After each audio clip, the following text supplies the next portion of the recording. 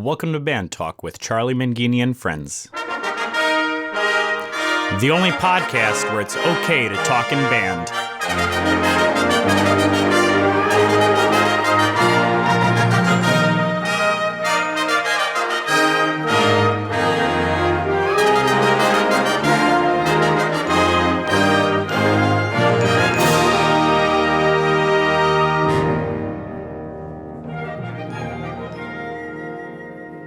On this podcast, you will be able to hear conversations with some of the greatest names in wind band conducting, composing, and arranging.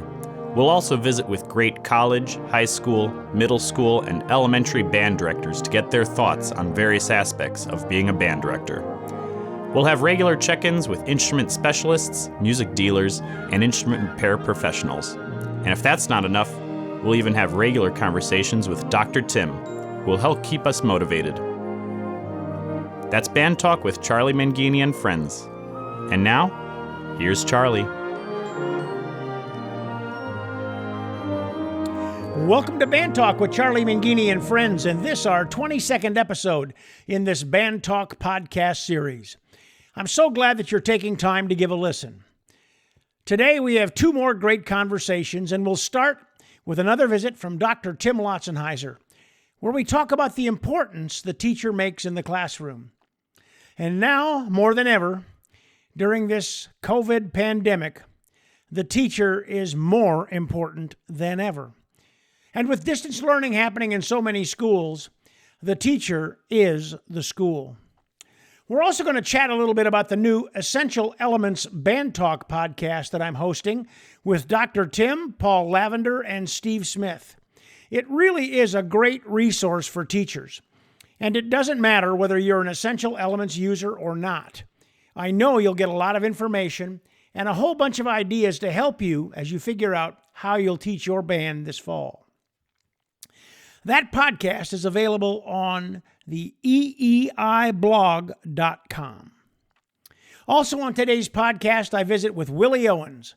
Willie is a real dynamo, a great teacher, a great clinician, a guest conductor, and probably best known for the wonderful educational band music he writes. Willie shares how he got started in music and what got him from his roots in Gary, Indiana, to Texas. He has a fascinating story to tell. That's Band Talk with Charlie Mangini and friends. We'll be right back. Are you in the network? Do you get the advantage you deserve?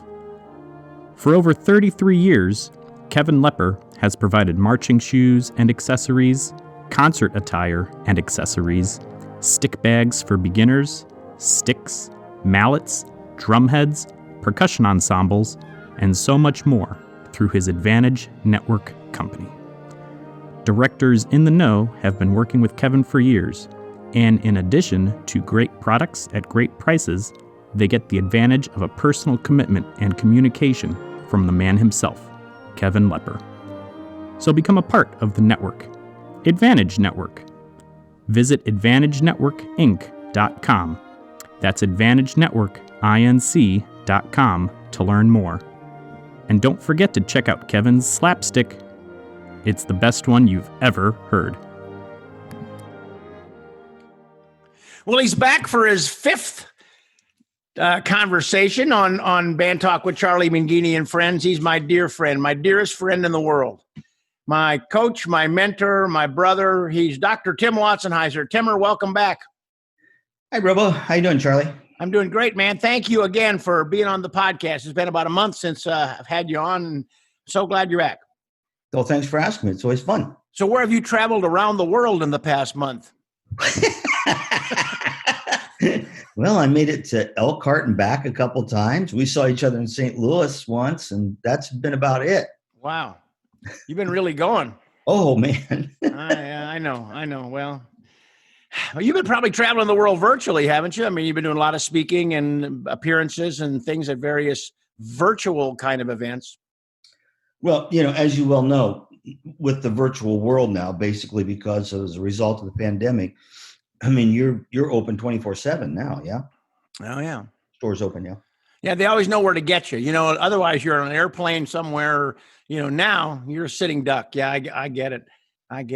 Tim, I mean, you've done so many sessions. I mean, this time of year, you'd probably be out doing a keynote to teachers, or you'd be working with school bands, doing leadership sessions with those school bands. I mean, when right now, what's the message you'd be telling teachers if you're doing a keynote for teachers right now? What are you going to be telling them? Oh, I think, and it's a great question. Thank you for asking. Just how important they are in this whole thing. I mean, as you well know, it's the teacher that makes the difference, and particularly in our profession, it's the teacher that really makes the difference, because there's so much more to it than the curriculum itself. You're developing the culture, you're feeding the culture. So, man, if there was ever a time they were important in this mix, in this recipe, it's now. Wow. Yeah, they're actually holding all the cards to their own future, aren't they? Yeah, absolutely. I think that's probably always been the case, but now louder than ever, because there's no guardrails, there's no parameters now. You make it up as you go, because the environment's making it up as they go right now. That's a good point. Yeah, you kind of making it up as they go. Yeah. So let's put on your director's cap for a minute, and you're sending a message out to your students, to those parents. What things need to be included in that message? Well, I think we're going to come back to our main friend here, which is communication, obviously, that it's important that we continue to communicate with the students, to have the students communicate with each other, to keep that fuel alive that makes band, orchestra, choir, whatever it is, what it is. Because that part we can still keep going. We can still do that virtually. I mean, we may not be able to sit down in a room with 160 kids or whatever, but the communication, we still have avenues to get those tributaries of the source, for sure. Yeah, and with technology, with things like Zoom, and of course it depends upon, excuse me, it depends upon the age level of the students that you're dealing with. I mean, communicating with younger kids, there's got to be more excitement. There's got to be less content and more, this is really fun and I miss you, and you're sounding better and you got to keep practicing. But as they get older, they can actually contribute a little bit more to the conversation, can't they? I mean, so having an opportunity to maybe doing like a Zoom call with your student leadership and talking and getting them to talk and soliciting their ideas. I mean, you were mentioning about, there was a band in that you mentioned that they're having their students get a hold of other students to help recruit. Talk a little bit more about that. Well, I mean, it's the old one-room schoolhouse thing, which supposedly people say was one of the best educational systems that ever existed, where students taught students. The third graders would teach the first graders, the fifth graders would teach the third graders, because, I mean, as you well know, if you want to learn something, do it. And, or teach it is really the way to best learn anything. And so the idea of getting those student leaders to communicate with the beginners, their families, their parents, and of course the situation I'm talking about where one guy's high school student leaders took over the fifth grade, called Every Fifth Grade Home, which I think is phenomenal. And he's going to have over almost twice as many beginners as he had because of this communication. Everybody jumped in. It's like it's like the family. Everybody's got chores to do now. And so jump in. You got to do your chores. Yeah. And they can really have a profound difference. I mean, the energy of those kids and the creativity of of the young people, and the fact that they are so technologically savvy, they can navigate all that stuff so much better than we can.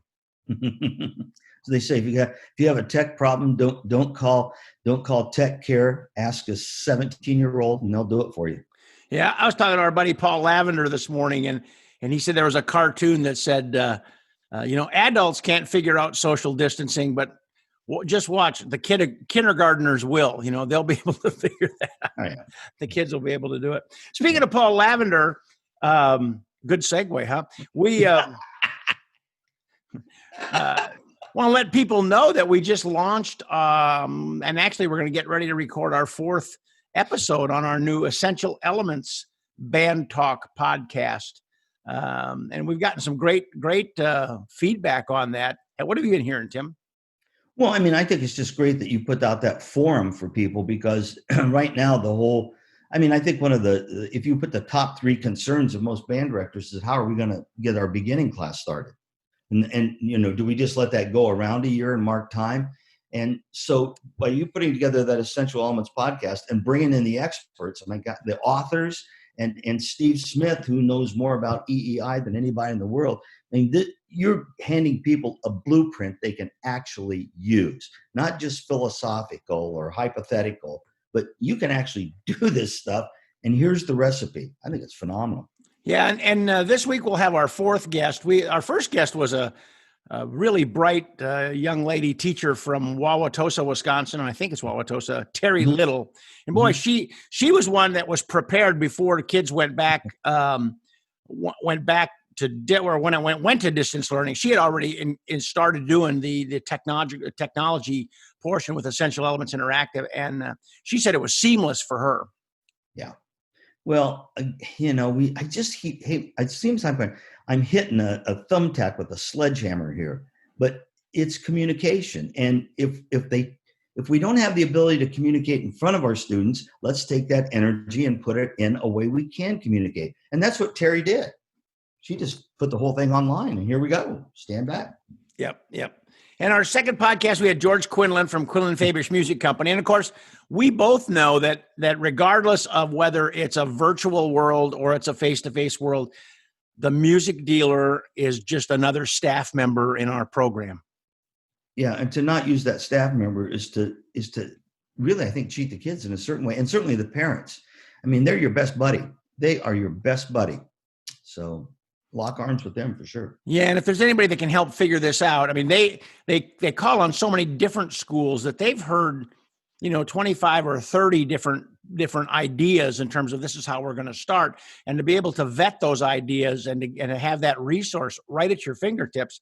And let's face it, they're dealing with school districts that are right next to other school districts, and we all know that plays a major role. I mean, school districts, they look across the line and go like, oh, well, this district is doing this. Well, we should probably do this too. I mean, so they can give us a lot of insight.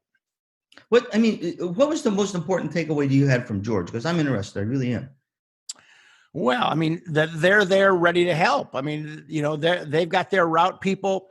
They're approaching it as business as usual. And as situations come up, they need to know what the situation is, and they'll help you figure out a solution to it. Yeah, that's what I got too. I mean, it wasn't like, oh, the sky's falling. It's just like, we're going to reset the compass. Yeah, absolutely. We're going to find a way to help directors make this work. Yeah. And he is. Yeah. So again, it's that whole thing about communication. And then last week we had our third podcast, we had Erin Cole, and she is just a dynamo. Erin is fantastic. And, great teacher. I did a virtual thing with her for Texas Bandmasters. And every time I do something with her, I come away and go like, oh God, she's just so practical. And so, she must have been a hell of a middle school teacher. She could teach a rock how to play a clarinet. I mean, and putting the two of you together, I mean, that's the perfect combination, because you get the best of all worlds. So it had to be fun for you. Yeah. Oh, it's great. I mean, she makes me sound smart, so you can't do better than that. And then our next one that we're going to be recording tomorrow is with, or I should say on Monday or whenever we record it, is going to be with Dan Harrison. Dan's at Oswego, Thompson Middle School in Oswego. Got a great program, and Dan's a great director, and he's one of the middle school people that's using EE and EEI, and he just found some features there that have worked, and has kind of made this whole transition great for him. So that'll be fun, and it's been fun to just kind of get together and exchange ideas with you and Paul. I've really enjoyed that. I think the best part of what you're doing with that, Charlie, is that you're giving people stuff they can actually do. You and I can talk about concepts and creativeness and all that forever, but like, here's the shovel, put it here, throw it here. I mean, it's real stuff, and that's what people need right now. Tell me what I can do on Monday. Yeah, that's what we need. Yeah. Well, what happens is we get into a point where it's like we get a mental block. We get a mental block and we don't know what to do. It isn't that we don't know what to do. We can't remember what to do.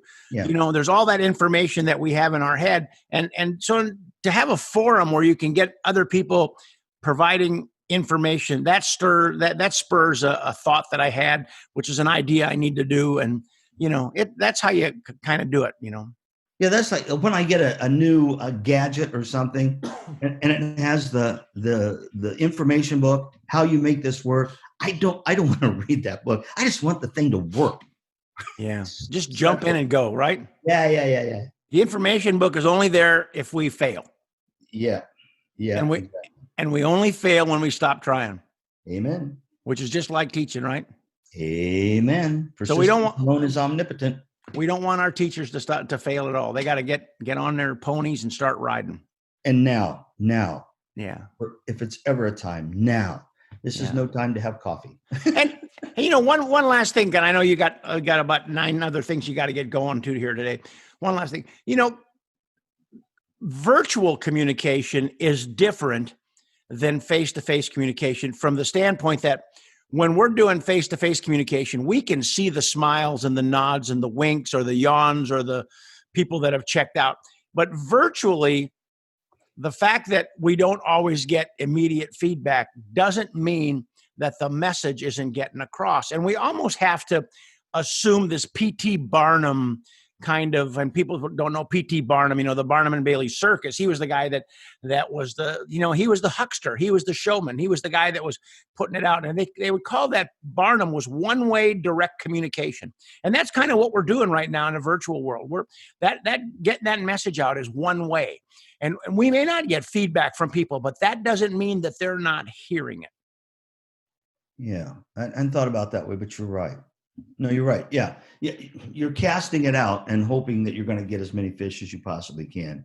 But probably our profession, we're used to fixing mistakes all the time. That's what we do. Right.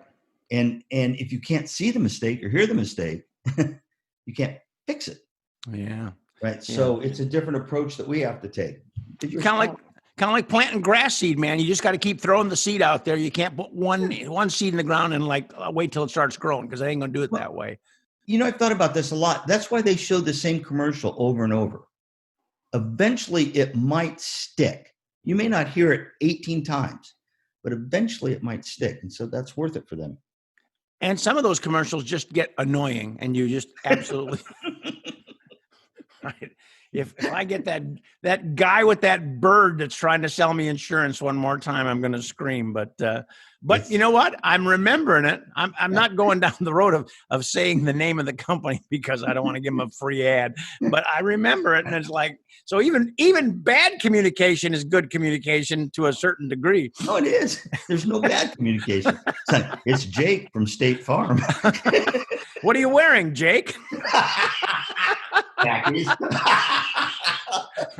Oh, man. All right. I'm going to let you go, brother. I really appreciate you being on the podcast. Thanks. I appreciate it, Bubba. You love take you, care. man. I love you, pal. See you next time. Yeah, bye-bye.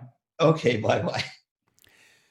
As I've mentioned before, I've known Dr. Tim since 1971, and he continues to carry the torch high and bright for music education.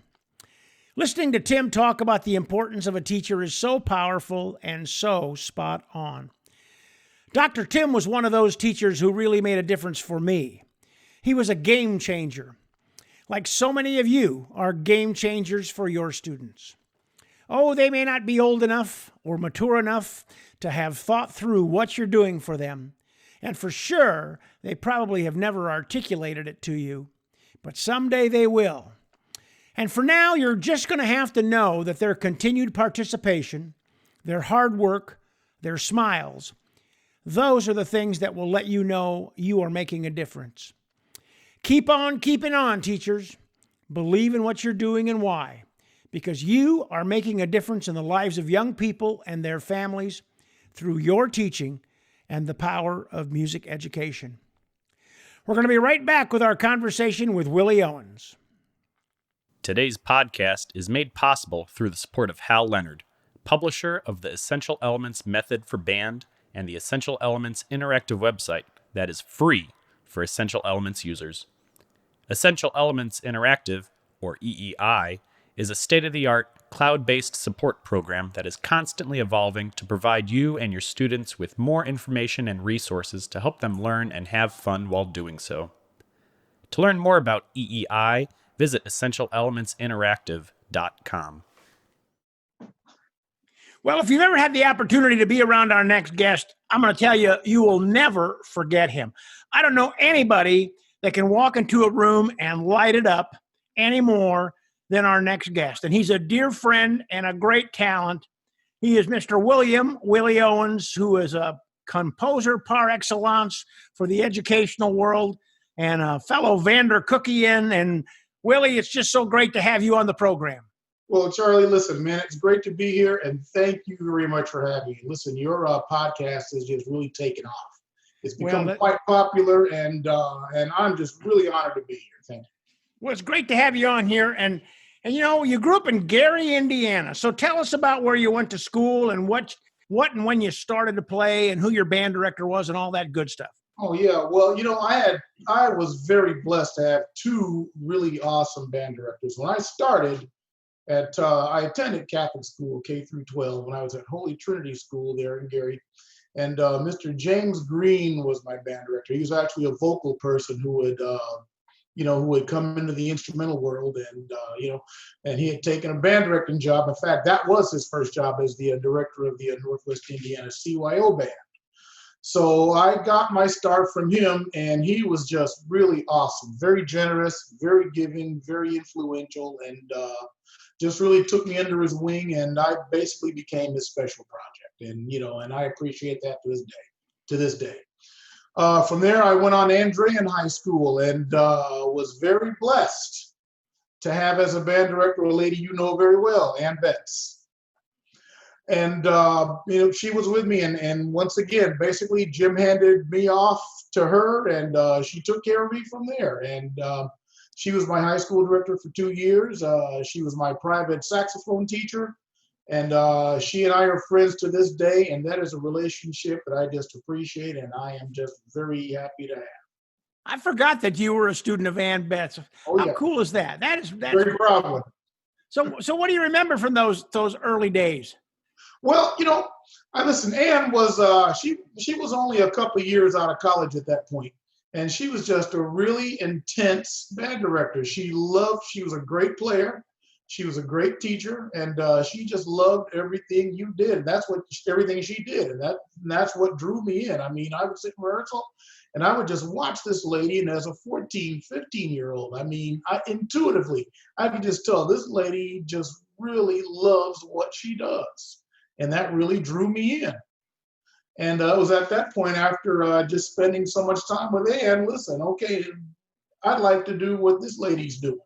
This is just really cool. She just made it look awesome. She made it look a lot of fun. And just her whole approach was just very, very inspiring. So from there, then, I guess she's the reason why you went to Vandercook. Oh, absolutely. In fact, the funny thing, she would look at me and say, no, listen now, when you go to Vandercook, it wasn't, these are your options now. I went here and it's a great school to recommend that. The very first time I heard of Vandercook was from Ann. Now, when you go there, when you attend, it wasn't, wait, are you thinking about being a band director? Are you thinking about being a musician? No, when you go to Vandercook, that's how she'd say it. And Ann played in the North Shore band under John Painter at the time. And they had an event, in March, which they referred to as the March Festival. And I would go watch my band director perform as a musician in this really great North Shore band. And I'll tell you what, that just added to the experience. And from there on, and she was my director for 2 years. She left Andrean after a couple of years, but the relationship continued. I took lessons from her, and I continued to attend these events with her. And all the whole time, now when you're at Vandercook, you're gonna do this. You're gonna run into this person. You talk to this guy. You talk to that lady. These people will help you. And I just followed her all the way to Vandercook, and then before I knew it, here I was. When I first stepped into the doors of Vandercook, there was nothing strange about it.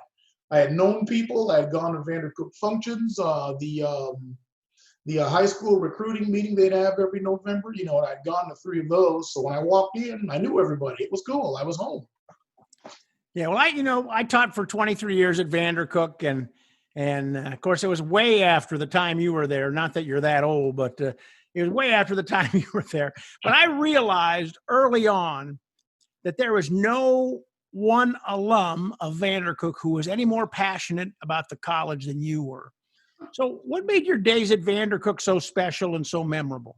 Well, again, I absolutely love the place, and it started my sophomore year when I would attend these high school high school recruiting sessions. They would have the Vandercook Symphonic Band would play, and they would have the master classes, by the various teachers, and students at Vandercook at the time would take us on tours around the campus. They take us outside, they take us like Grant Park, Giordano's Pizza, that kind of idea, and just got us really fired up, not about the school, but about Chicago. And it was just a really very hands-on, intensive experience, and that's what I loved about it. I mean, it was just so personal. I mean, I wasn't a number, I wasn't a figure, I wasn't a digit, I mean, I was a person, and I meant something to somebody, and that was very special. So you graduated from Vandercook and you go to Texas. What was your motivation for going to Texas? Well, I'll tell you what, my motivation was the president at the time, Mr. Jim Gilworth. Until he got a hold of me, I had no motivation to go to Texas. In fact, what I had done was I had applied there around the Chicago area and finally landed a job, and I became the band director at Rickover Junior High School in Sauk Village, Illinois. I signed the contract, talked to the superintendent, met with the school board folks and all the stuff you do to get the job, and got the job. It was mine. Done. Stick a fork in it. I got the job. And I was the band director there for about 2 weeks. Now, getting into that, meanwhile, Mr. Gilworth would pull me into his office. I had talked about all these personal relationships I had with the teachers. And Mr. Gilworth was just, he was another one. Every once in a while, he would pull me into his office, and we had a little sticky board on the front of the door, and if a teacher or a faculty member wanted to see it, they put a little sticky note on there. Come see me, Dr. Rosenthal, or come see me, Mr. Gilworth, whoever. And so when I get one of those come see me notes, I'd go to Mr. Gilworth's office, and we would just talk about stuff. We talk about things like, okay, what do you plan to do for your future? What are you looking to do? I mean, I was just really impressed and pretty blown away that he had just taken a personal interest in me. I'm like, listen, of all the people walking around here, why me? What's so special about me?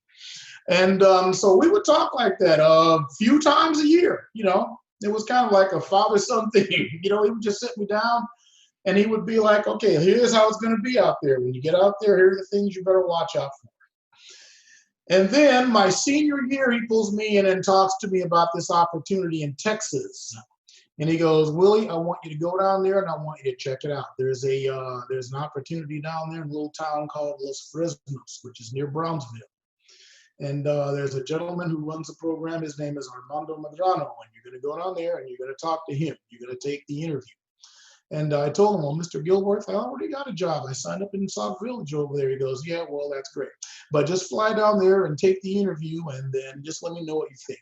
I think you'd have a great future down there, and that's where I really think you need to go. And he had been pushing Texas pretty much all along throughout the year. So, got my plane ticket, hopped down there and flew to Brownsville. First time I'd ever flown. I was 22 years old. Went down there and met with Mr. Medrano, spent a couple of nights down there, and, met up with some of the band directors from Brownsville and some of the local people, and absolutely fell in love with the place.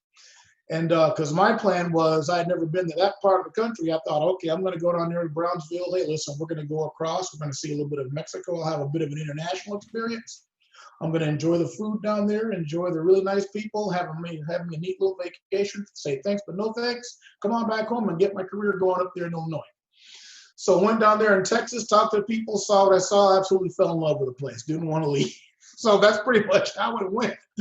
So I come back to Illinois, Sauk Village, and I called the superintendent and told him, listen, sir, I'm going to look at this opportunity in Texas. I hate to do this to you. I don't mean to pull the rug out from under you, but I'm going to go ahead and do this. And so I went ahead and terminated my contract. And funny thing about it, they had a deadline to where if you don't terminate your contract after such and such a date, that's it. You're not leaving. So I think it was something like June 15th, and I went in there on the 13th and said, okay, listen, I'm sorry, but I'm going to go do this thing in Texas. So I did this, and that's how I wound up down there. So I had no aspirations to go to Texas. So for that, I thank Mr. Jim Gilworth. And I taught down there for 30 years. I teach part-time now at I mentioned earlier, I teach part-time now at a small Christian school here in Northwest Fort Worth. And yeah, absolutely love it. Well, those band directors in Brownsville, I mean, you want to see a bunch of band directors on steroids in those days. Those guys were band directors, man. They eat, live, sleep, band. That's all they talked about was band and how can we get our band better. And I mean, you had guys like Bob Vazzetti down there and Art Guajardo and all those guys, man. I mean, they were like amazing people. That's pretty cool. That is really cool. Mm-hmm. So in January 14, you say, okay, I'm going to step away from my full-time teaching. You say you're still part-time, but you stepped away from your full-time, and you're going to start to do guest conducting and clinicking and composing full-time. So what was that transition like for you? All right. Well, as far as the guest conducting, I had my very first formal guest conducting appearance. I did one of our region bands down there in the Valley. And I was actually called to substitute for someone who had gotten ill. So that was my first experience. So I went down there and not at all being sure about what it was going to be like. And should I even do this? Should I have said, yes, maybe I shouldn't do this. But I went and did it and went out pretty fine. And, and it turned out pretty well. And apparently I did an okay enough job because I started getting calls after that. So that's pretty much how it got going. As far as the composing thing did, you've heard me say this before. I've had no aspiration to do this or do that. But all I wanted to do after leaving Vandercook was just be a gung-ho, 6A, take no prisoners band director. That's all I wanted to do. Now, I was doing some arranging, and friends of mine down there, after I'd been in Brownsville a few years, asked me to just kind of tweak their arrangements for them just to kind of really get it fit for their groups. Back in those days, there weren't so many marching bands getting music written or composed, especially for their group. We were still buying off the shelf back in those days. And so I would take some of these off the shelf arrangements and arrangements for these and just rearrange for these groups who might not have had, ideal instrumentation. And so I got thinking, well, listen, if I can do so much arranging, composing is just the next step, so I can think about it hard enough and come up with an original melody and, make that work. And the arranging thing was going pretty well. I was doing it as favors for friends of mine, and then they started offering to pay me for the work. And I thought, well, hey, that's pretty cool. But then I just got thinking. I was teaching middle school at the time. I was a middle school assistant. I was teaching a second year, 7th grade band, and got thinking, well, back in those days, there just wasn't a whole lot of viable literature for that age level.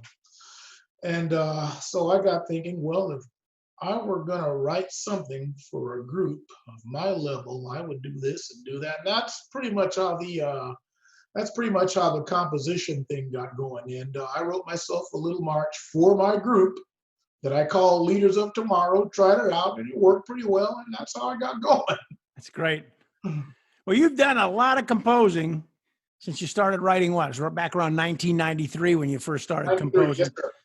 And it's well before you retired from your full-time teaching gig. But so let's forge ahead here. So I'm a high school band director, I'm a middle school band director, elementary school band director. And I call Willie Owens and I'm going to ask him about writing a piece for my band. So what kind of questions are you going to ask me as a composer?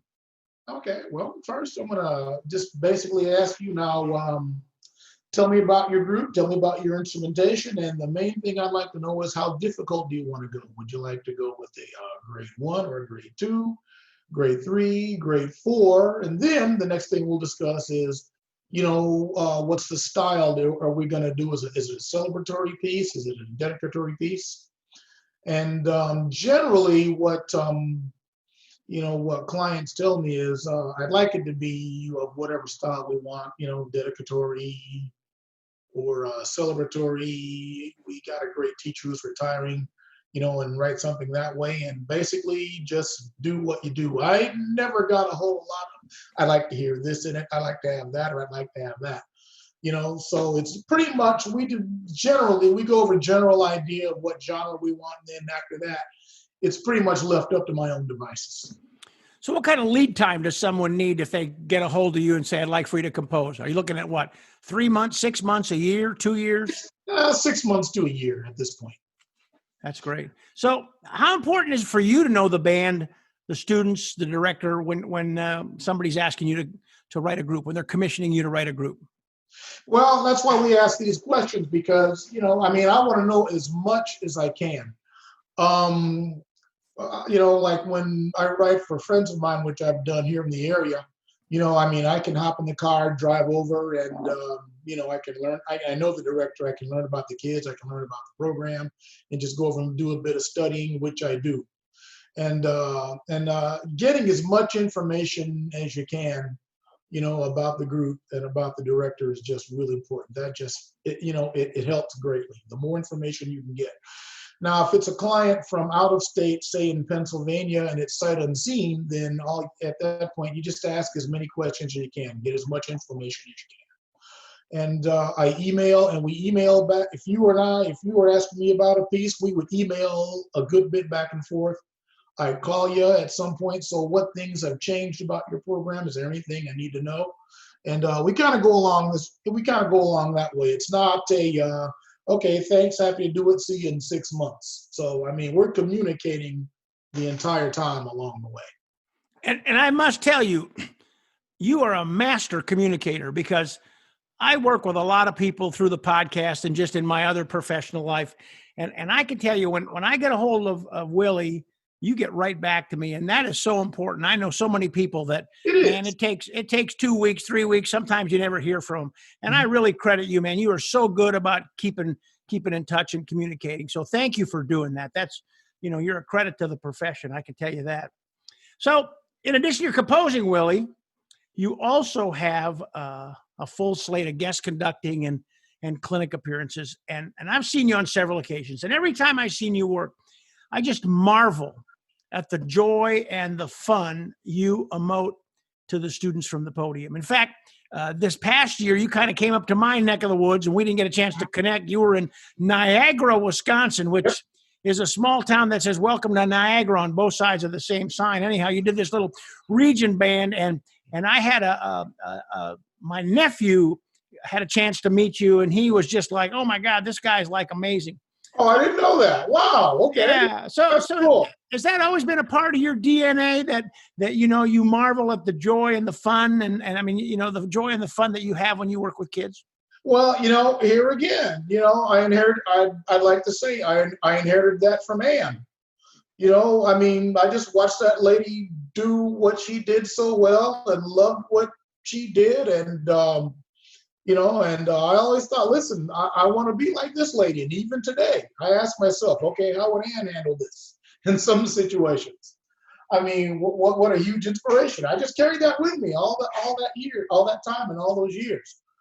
And, and it really is a great time. I just get out there and I love what I do, and it energizes me. When you get around all these young people, they charge up, they fire you up, they energize you. And it's just really important to love what you do. If you commit to something, and you can't look at it as a job, you got to look at it as a calling.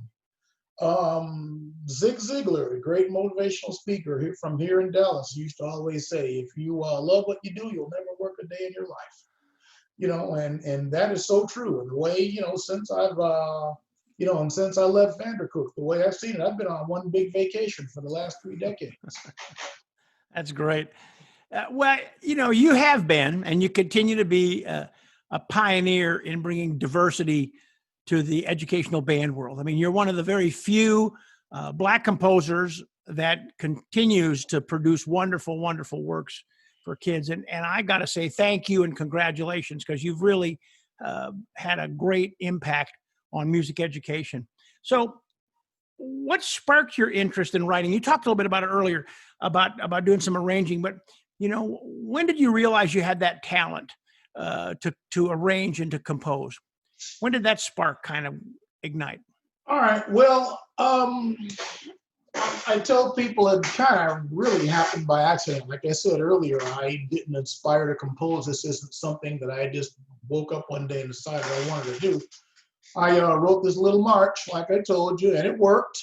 I took it up to one of my high school director buddies, and he got a sample recording for me with his high school group. And I thought, wow, that actually kind of worked. It doesn't sound too bad. It actually sounds like a piece.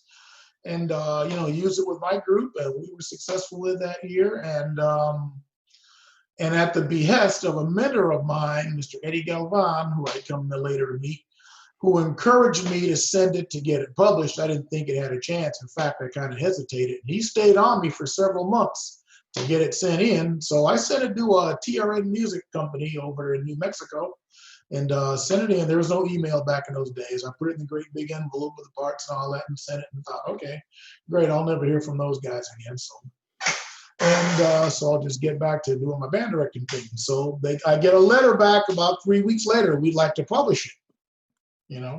And I thought, wow, well, I certainly wasn't expecting that, but great. So here, sign the contract. We'll get that all going. So we did that. And so a few months later, I go to Midwest and there it is. Hey, it's on the shelf. It's in published version. I thought, wow, that's pretty cool. How about that? That's neat. So I thought, okay, there's my brush with composing. I'm done with that. Let me get back to, what I said I was going to do. And then later on, TRN, they sent me another letter. Jim Wiley, who was the editor, the chief editor, can you give us 4 more pieces? And I thought, man, it was all I could do to give you the one. So, I just got busy and sat down and to this day, I can't tell you how I did it, but somehow I came up with 4 more. And that's how we got going. And that started my 13-year relationship with TRN. Wow. So we're in a period in our life right now that, the world is changing so fast. Yes. And this is a perfect opportunity for us to increase the diversity that we have in music education, to encourage more young people to start writing, to start giving gifts, to start teaching, to start influencing the world via music. What kind of recommendations would you have? Let's say that you're teaching high school and you got a group of kids out there. What would you be telling them in order to say, hey, carry the torch here. Here's what you need to do. Okay, well, what I do is the best way I found, to communicate with people is, I never mentioned it in terms, I suppose I could have in retrospect, but never really mentioned it or addressed it in terms of diversity or we got to get more Black people out there doing this or more Mexican people or more Asian people out there doing this. The best way I found was just go out there just as who I am. These are the cards I was dealt. This is who I am. And just be the very best example I can be. And that's pretty much the way I've done it. And when I've sat down with young folks of color and they would ask me and I would just tell them, listen, just do what I'm just going to go ahead and tell you, do what I did. Listen, you just get out there and just work hard and just be the very best person you can be, and don't quit. Obstacles are going to get thrown at you and you just got to be bulletproof. When you get knocked down, you get back up and you keep going. You brush yourself off and you go again. Okay? You can give out once in a while, but never, ever, ever give in. You keep going. That's great advice.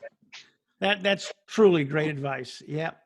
So if you had some time to spend with a composer from the past, any composer, who might you want to spend some time with and why, and what would you talk about? Well, I'll tell you what. I was looking at that question earlier, and that was a very interesting one. And I thought about that one for a minute. And here's who I would spend it with, Vaclav Nelhybel. Now, let me tell you a little story. He was one of our guest conductors for Mecca when I was at Vandercook. This would have been back in the mid-'80s. And I got the privilege of actually escorting him around Chicago. And it was my job that day to get him settled in his room, in his hotel room, and then just basically take him around town and just and show him the sights. There were certain things he wanted to see. And so, I took him sightseeing, went to all the places he wanted to go to. We wanted to see Merchandise Mart. So we went over there and walked through there. We walked up and down Michigan Avenue. And the entire time, I asked him questions. I asked him about his composing career. And I asked him I asked him the questions that, that young people would ask a composer. What inspired you to write such and such a piece? And I was with him probably about 8 hours that day. The poor man, I talked his ear out. He had to have been sick of me by the time I got back.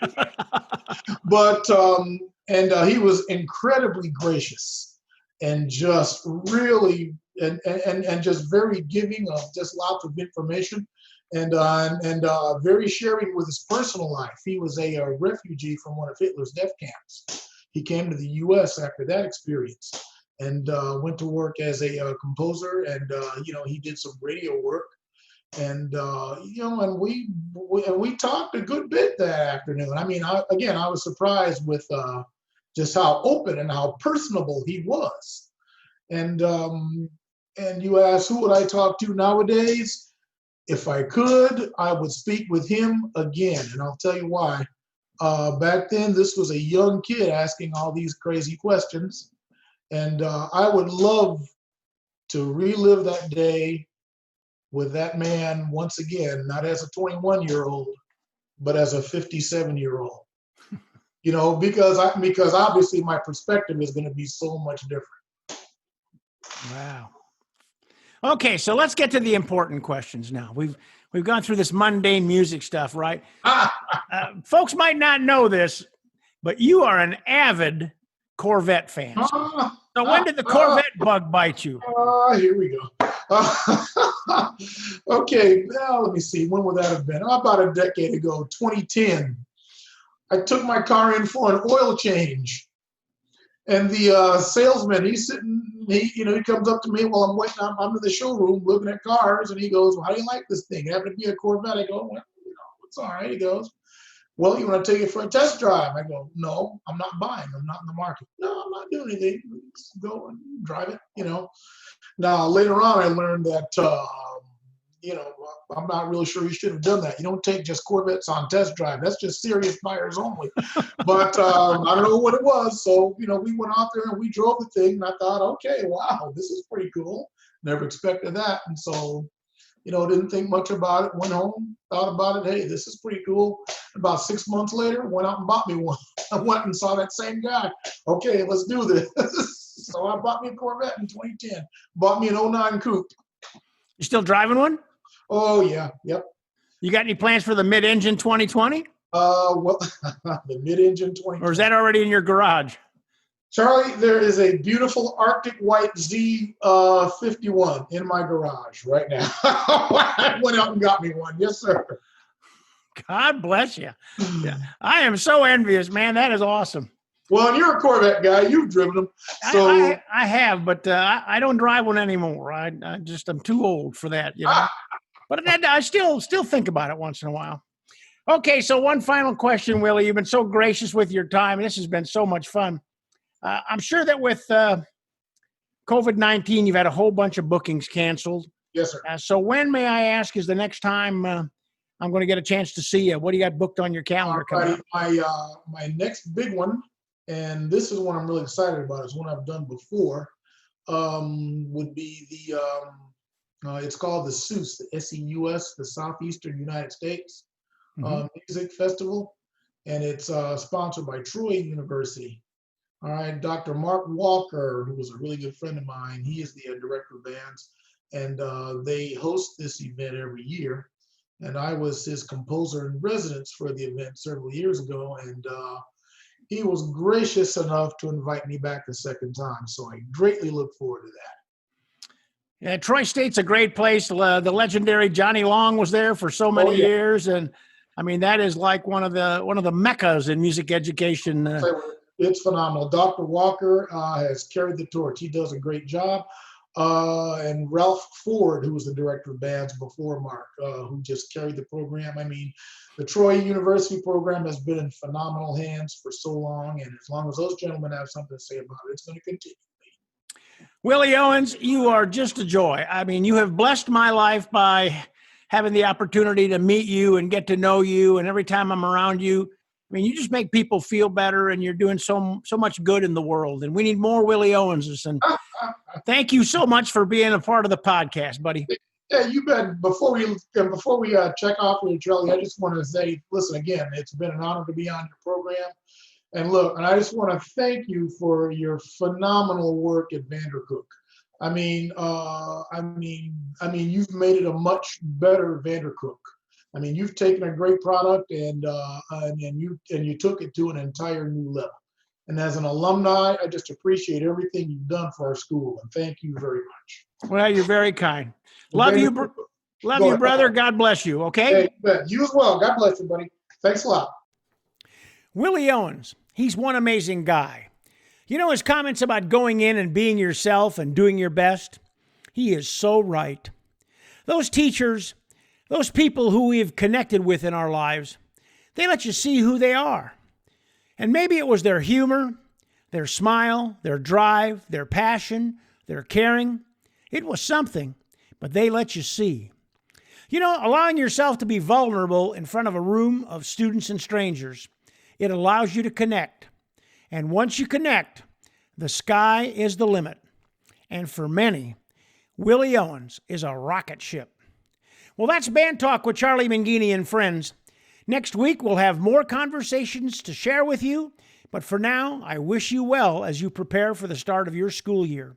And I know that you will give it your best shot. I wish you well, and as always, thanks for listening.